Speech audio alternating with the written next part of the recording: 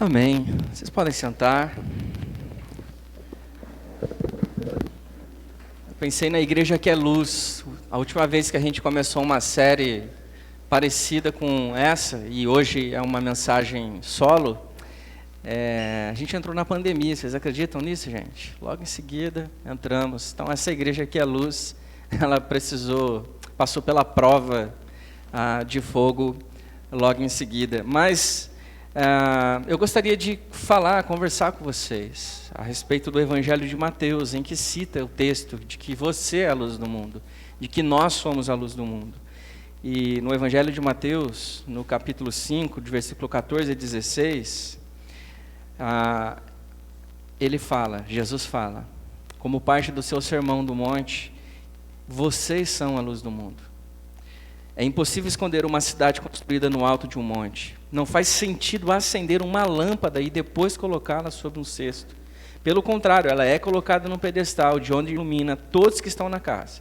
E da mesma forma, suas obras devem brilhar, para que todos as vejam e louvem ao Pai que está no céu. E de maneira muito devocional, gostaria de compartilhar com vocês alguns pontos aqui no Evangelho de Mateus, que fala sobre essa igreja que é luz. Uma igreja que é luz, ela considera que quem é que disse isso? E é Jesus que está dizendo. Não é um pastor, não é alguém que passa aqui, não é um famoso, ou alguém importante. Ou alguém que para aqui, nossa, que legal, vocês são luz, simplesmente isso. Mas é Jesus que em primeiro lugar diz isso. E tem algumas implicações. Se é Jesus quem disse isso, de acordo com os evangelhos, em especial o evangelho de Mateus, quando alguém obedece à ordem de alguém, o conselho de alguém, uma diretriz, uma orientação, a gente ouve, a gente responde a isso muito por quem está dizendo isso, não é verdade? Então, a gente tinha até brincadeiras do tipo, brincadeiras não, era uma resposta muito séria. Então, se um tio, um desconhecido, pedia para fazer alguma coisa, a gente falava assim, mas você não é minha mãe?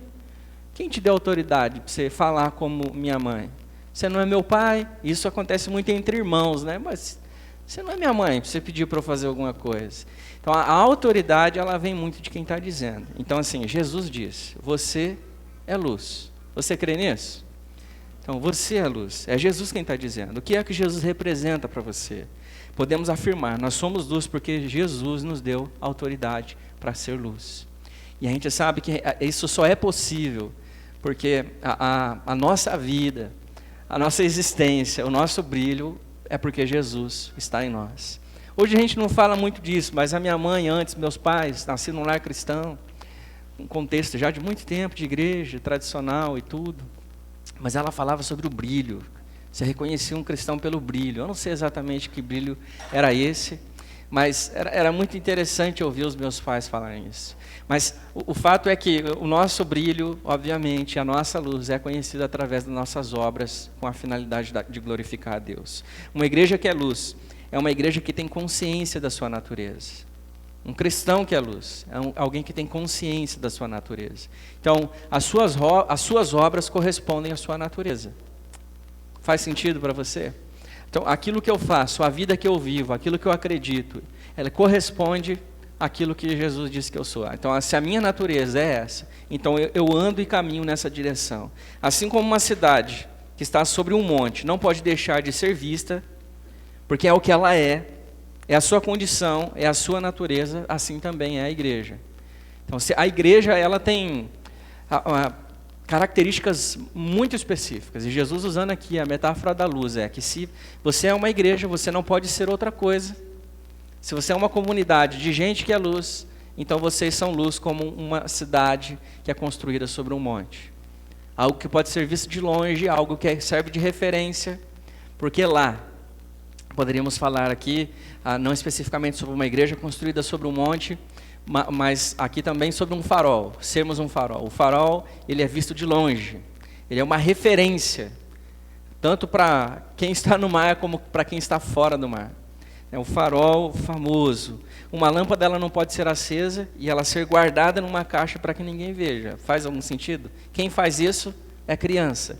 Criança pega a natureza das coisas que não é, pela sua imaturidade, e ela usa para ser. Então você compra brinquedo para a criança, mas a criança tem muito mais interesse e afinidade pelas ferramentas do papai, pelas panelas da mamãe, pelos alimentos guardados no armário. Você dá um brinquedo na fase inicial da criança, muito legal, colorido, mas ela está muito empolgada com o pacote de presente.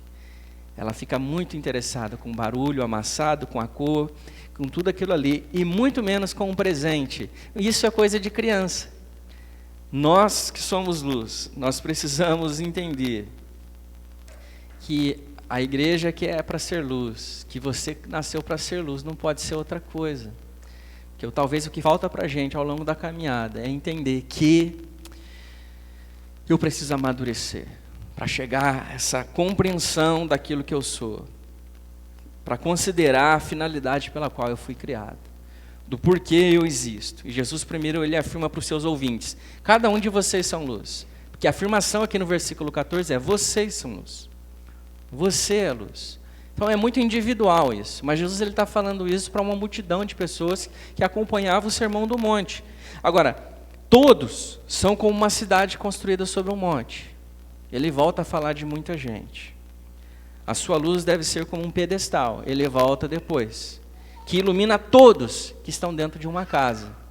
Jesus aqui, ele parece nos apontar de novo para o Evangelho de Mateus, mais para frente, no capítulo 28, da grande comissão, e dizer o seguinte: olha, vocês vão e façam discípulo. E aí em Atos 1, ele dizia assim: olha, vocês caminhem, vocês anunciam o Evangelho, vocês preguem isso por toda a Judéia, por toda a Samaria e até os confins.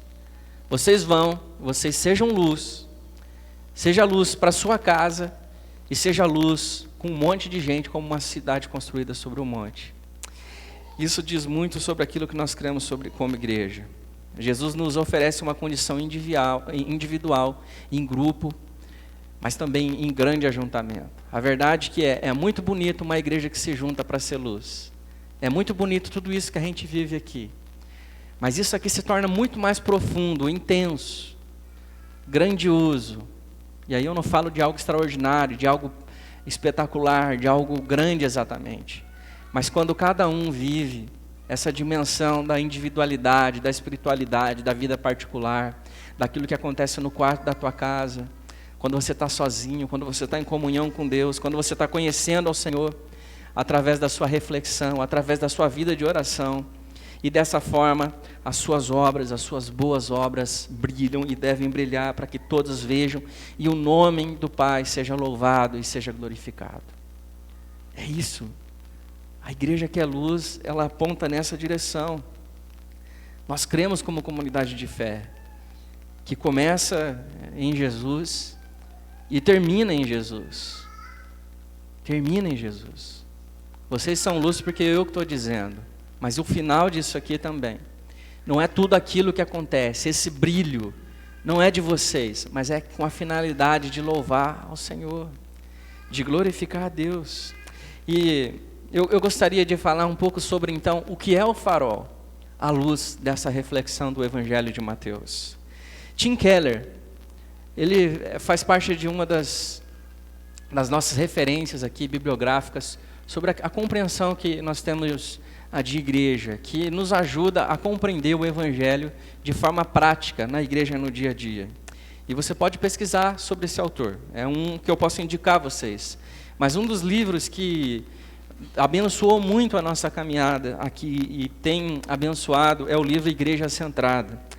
E ele me encorajou e nos encorajou no início da plantação do Farol a pensar nessa chave de contextualização da mensagem da igreja, à cultura da nossa cidade, do nosso bairro, de forma honesta e de forma eficiente.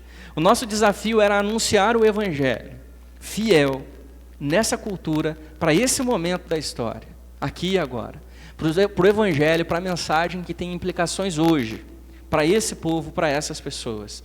Então, quando a gente se reunir em encontros como aquele que o Fábio estava dizendo, e vários outros que a gente teve, inclusive no último andar da academia, ainda no meio de equipamentos, mas muitas outras conversas na minha casa, ou até aqui embaixo mesmo ainda, no meio da sujeira, no meio do caos ainda que estava por aqui.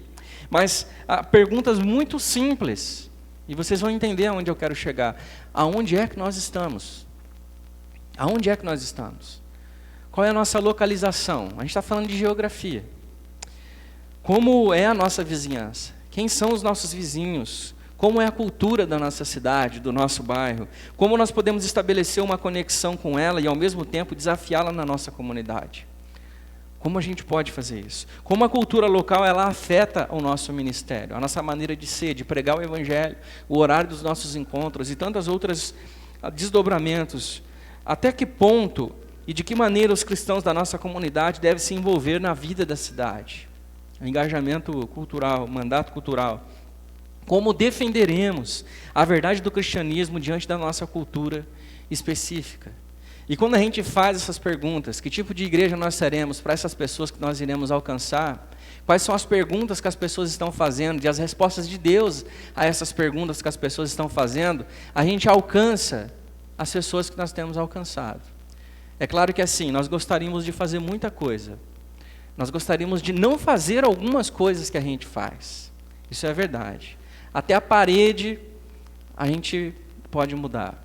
Mas a gente chegou a algumas conclusões sobre que igreja seríamos. Primeiro que quando a gente olha para o futuro, a gente gostaria de ser conhecido como uma igreja que fosse acolhedora. Uma igreja que fosse simples, antes de ser acolhedora, simples. Então assim, nós estamos tão acostumados a lidar com igreja, que a gente chega numa comunidade como o Farol e a gente pensa, a coisa é muito complicada aqui. Como é que faz para chegar ao pastor? É sério que é só marcar um horário com ele? Como é que faz para ser membro do Farol? É só fazer um curso de 4 encontros, que acontece aos domingos? E por que aos domingos? Se é durante a semana, por que online? Como é que faz para entrar em ministério? Quantos meses eu preciso entrar, me engajar para ver? Como é que acontecem essas coisas? Mas a ideia é que a gente fosse simples. A ideia é que a gente seja assim. Ser simples tem a sua complexidade. Porque a gente tem tantas ideias, tanta coisa que a gente quer fazer, tem tanta igreja fazendo tanta coisa, o tempo todo. Muita igreja legal, fazendo tanta coisa legal, que a gente tem que ter um filtro muito apurado, e uma convicção, um senso de visão e missão muito claro, para poder dizer não, para 90% das coisas que a gente gostaria de fazer, de ideias que as pessoas trazem para a gente. Então, é mais difícil para a gente dizer não, do que dizer sim. Então a gente chega a esse ponto. Nós somos uma igreja simples, seremos uma igreja simples. Nós seremos uma igreja acolhedora. Queremos ser uma igreja que acolhe as pessoas. A gente precisa se esforçar para não deixar as pessoas perdidas quando elas chegam na nossa igreja. Contemporânea. Por isso a igreja preta ainda é preta. Eu até disse para outras pessoas, se um dia eu plantar outra igreja, muito provavelmente as paredes da minha igreja não será preta. Será muito branca. Muito branca. Existem mudanças que vão acontecendo ao longo do tempo. É claro que o preto ajuda a gente aqui em muita coisa, gente. Muitas imperfeições que vocês não sabem, que vocês verão com outro tipo de iluminação. Isso ajuda a gente com LED. Agora, por que a gente usa preto agora? Porque agora pode, gente. Por que a gente usa as tubulações externas? Porque agora está podendo fazer isso. Não é porque a gente é exatamente apaixonado por esse tipo. Porque vai chegar um momento que isso não vai fazer sentido. Igual a prateleira que você tem na tua casa. Igual a estante que você tem na sua sala, o armário, a cor do teu armário. A minha avó, ela tinha uma geladeira azul, e a gente achava ridículo, mas essa moda está voltando, gente. E a geladeira é legal. É claro que isso para a gente é uma ponte, mas a gente quer ser uma igreja contemporânea. A gente não quer que as pessoas entrem aqui na nossa igreja e pensem, nossa, eu me sinto como se eu estivesse na casa da minha avó quando eu entro aqui, do meu bisavô. E ela vai para o shopping, e ela, não que estar na casa da avó seja coisa ruim, mas ela vai para o shopping, ela vai para a faculdade, ela lidar com algo completamente diferente com aquilo que ela vive na sua comunidade de fé. Por isso nós somos desafiados a ser uma igreja que viva o seu tempo, porque o nosso compromisso é com a mensagem de hoje, de agora, com as pessoas que estão aqui, no nosso tempo. Missional, gente, porque é a nossa vida. As implicações de ser uma igreja missional, que é uma igreja que entende o seu papel na história, é uma igreja que entende a sua vocação na história, e as implicações de ser uma igreja em missão no mundo, que inclusive envolve todas essas questões, faz com que a nossa igreja, por exemplo, não cante as músicas que todo mundo está cantando. Você pode perguntar, pastor, todo mundo canta. E aí eu vou responder para você igual a minha mãe dizia para mim. Você não é todo mundo. Nós não queremos ser uma igreja diferente, mas nós queremos ser uma igreja que está comprometida com aquilo que Deus está fazendo neste lugar e através de nós para um determinado grupo de pessoas. Nós queremos ser uma igreja que está sensível ao que Deus está fazendo, porque alguns de vocês, alguns aqui de nós, não estaríamos em outras igrejas neste momento se não fosse no Farol. Porque alguns dos seus amigos nem entrariam numa outra igreja se não fosse algo parecido com essa daqui. Você pode até sair aqui do Farol depois e ir para um outro lugar. Mas nós estamos unidos por alguma coisa que Deus está fazendo. Não é pela cor da parede. Não é por isso. Não é porque o pastor prega de preto. E olha, gente, depois de 5 anos, nem estou de preto. Os fotógrafos ficam muito felizes com isso. Mas uma igreja que seja missional, uma igreja comprometida com uma pessoa de Jesus, uma igreja centrada no Evangelho. E a centralidade do Evangelho, você fala, nossa, pastor, que óbvio. Uma igreja bíblia, nossa, que óbvio. Não é óbvio, meus irmãos. Sabe por quê?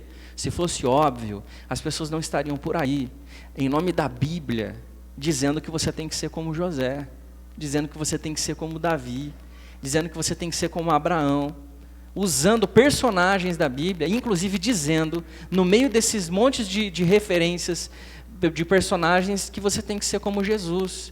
Nós cremos que Jesus é a pessoa central da história e das Escrituras. E que é por meio de Jesus que nós lemos todas as Escrituras, que nós vivemos a nossa vida. Por isso uma igreja que é centrada no Evangelho, que na sua mensagem lembra de Jesus, que na sua vida e na sua prática, Jesus é a nossa referência. É essa igreja que nós queremos ser, uma igreja multiplicadora de discípulos e igrejas. Depois de 5 anos, nós plantamos a igreja de Igaraçu, estamos plantando, Deus tem feito algo extraordinário, você precisa conhecer o que Deus está fazendo naquele lugar. É muito lindo. Nós estamos prestes a plantar a igreja em Paulista. Nós estamos apoiando a plantação da igreja junto com outras igrejas. E a nossa denominação, a igreja em Paulo Afonso. Nós corremos nessa direção. Nós caminhamos com pessoas a fim de formá-las para o exercício do ministério. Porque nós cremos nessa igreja. E como a gente faz para alcançar isso? Nós somos luz. Através do nosso relacionamento com Jesus. E quando você estiver se relacionando com Jesus, quando você estiver comprometido com o convite de Jesus, ou com o imperativo que diz assim para você, você é luz. E aí, nessa medida, você é curado. E quando você passa por esse processo, esse relacionamento com Jesus, você passa a ser uma pessoa transformada, passa a viver num processo de transformação. E as pessoas à sua volta, as coisas que você faz, caminham exatamente nessa mesma direção. Nessa mesma direção. É esse o convite para você continuar sendo do Farol. Na prática, meus irmãos, eu tenho percebido as pessoas sendo reevangelizadas quando chegam na nossa comunidade de fé. Como é que vocês percebem isso acontecendo? Pessoas chegam sem uma compreensão mínima do Evangelho, da pessoa de Jesus e de como ele se manifesta na história. Eu tenho percebido as pessoas retomarem o seu amor por Jesus e pela igreja de Jesus, e não pela igreja do pastor. E não pela igreja de alguma coisa, mas é pela igreja de Jesus, a noiva de Cristo. E não por uma agenda de ministério, e não por uma escala ministerial. Eu tenho percebido isso ao longo desse tempo. Eu tenho visto pessoas ao longo desse tempo terem a sua espiritualidade provocada a centrar-se na pessoa de Jesus. E da onde é que você tira isso, Anderson? Eu tiro porque é o seguinte, aqui no Farol não tem um pai. Você não vai encontrar em mim a figura de um paizão. Eu não vou te chamar de filho, porque você é filho de Cristo, nós somos mais amigos. Inclusive Jesus, ele diz assim, eu não vou chamar mais vocês de outra coisa, de servos, nós somos amigos. Amigos. Jesus disse, vocês são meus irmãos. Então, o meu desafio é ser pai da Catarina, muito grande. Mas no Farol, nós não somos pai de ninguém. A sua paternidade, ela precisa ser resolvida e comprometida em Jesus. Aqui no Farol não tem nenhum guru. Jesus, ele não fala mais por mim, no texto bíblico, do que ele poderia também falar com você. Eu estou muito certo da minha vocação de pastor, o meu compromisso com o ensino, a fidelidade das Escrituras. Muito certo do meu papel dominical e semanal aqui. Mas é o seu compromisso primário, caminhar com Jesus. Não tem nenhum coach aqui. A gente não é muito bom não em ficar te animando a viver uma vida extraordinária. Mas a gente se dedica a encorajar você a viver uma vida ordinária. Então não tem. Alguns optam por viver uma vida efêmera, outros criam raízes no Evangelho. Nós queremos encorajar você a viver uma vida em profundidade com a palavra de Deus. Eu tenho visto o Farol ser um lugar de reencontro com a prática da vida comunitária.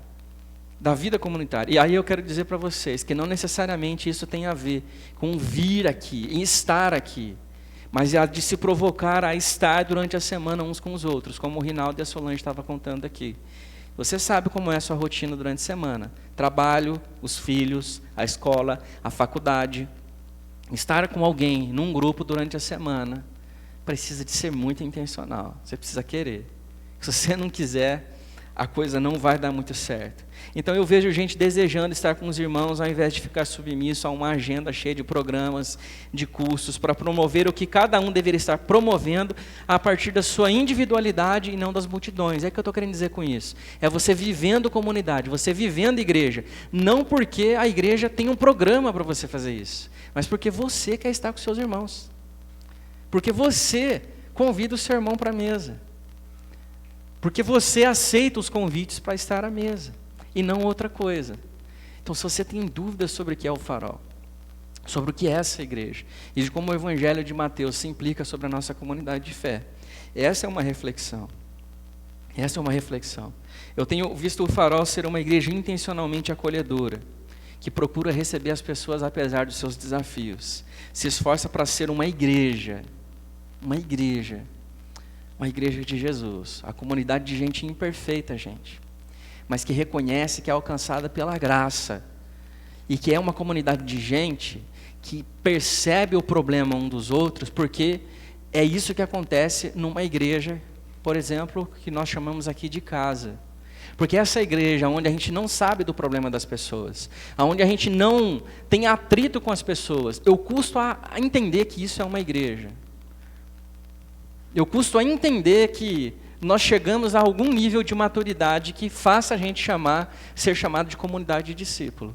Porque se a gente não é capaz de conhecer uns aos outros, confessar os nossos pecados, viver os nossos desafios, perdoar, pedir perdão, meus irmãos, aí a gente está falhando como igreja. Eu não quero que a gente seja uma igreja tão casa, que a gente fique confortável, bonitinho, legalzinho, casinha aspirada, casinha cheirosa, bonitinha e confortável. Mas uma igreja onde a gente está sim preocupado uns com os outros. Onde a gente é desafiado, dia a dia, por todas as questões que envolvem uma vida comunitária. Para refletir e praticar, e convidar vocês depois a ter um tempo especial de celebração. Antes de ser igreja o Farol, seja igreja de Jesus, seja corpo de Cristo, seja noiva de Cristo. E aí vai mudar a sua relação com essa igreja aqui, com essa comunidade. E eu digo isso, meus irmãos, porque é o seguinte, eu digo para todo mundo, olha, se você não está bem no Farol, vá para outra igreja, mas não fica sendo um crente frio, um crente distante aqui não. Vá se engajar em outro lugar, vai ser uma bênção em outro lugar. Eu tenho certeza que você vai ser uma bênção. Mas se está acontecendo alguma coisa que não está rolando isso, é melhor que você vá. Porque nós somos a igreja de Jesus, que está espalhada por aí, acontecendo em muitos lugares agora, nesse dia, nesse momento. Agora, meu irmão, fique, crie raízes, seja termostato e não termômetro. Promova ao invés de esperar ser promovido. E aí, o que você está querendo dizer com isso? Mais uma vez, chame para a mesa, ao invés de esperar ser chamado. Seja uma bênção porque foi abençoado e não porque será abençoado. Isso é graça, meus irmãos. Tudo isso aqui é graça.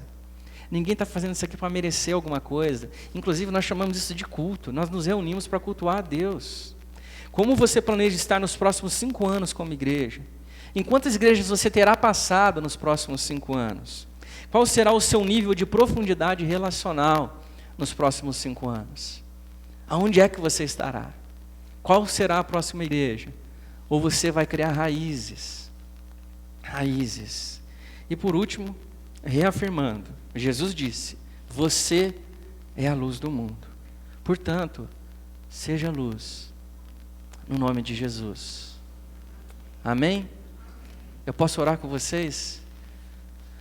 Senhor, muito obrigado, Pai. São 5 anos de coisa boa acontecendo, 5 anos de desafios, 5 anos de alegria, celebrações, de casamentos, de filhos sendo consagrados, de pessoas sendo recebidas, de batismos, de aconselhamentos, de mesa, Senhor, de partilha, de pão, de santa ceia.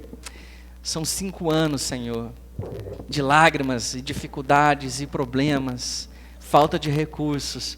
Mas, Senhor, como tem sido bom ser igreja e viver a igreja do Senhor, aqui nesse pedacinho, nessa casa que chamamos de Farol. Graças a Deus, Senhor, pelo privilégio.